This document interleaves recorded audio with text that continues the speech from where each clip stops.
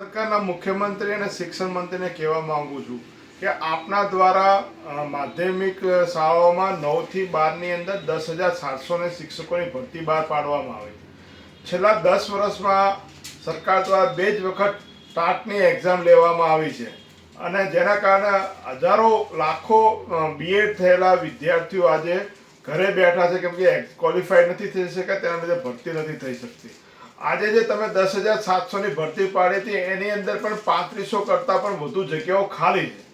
આજે અમારા વિસ્તારની અલગ અલગ શાળાઓની મુલાકાત જ્યાં લીધી, અમારે ત્યાં નારોદરની અંદર 9 થી 12ની અંદર માત્ર ચાર ધોરણની અંદર એક જ શિક્ષક છે। એવી રીતે ચોથી નેસડાની શાળાની અંદર પણ આજે શિક્ષકોની ઘટ છે। કેટલીય શાળાઓને આજે પણ શિક્ષકોની ભરતી થતી નથી। તો શિક્ષક નથી તો બાળકોને શિક્ષણ નથી મળવાનું, બાળકોનું શિક્ષણ નહીં મળે તો આવનારા સમયમાં દેશના ભવિષ્ય સામે ચેડા થઈ રહ્યા છે।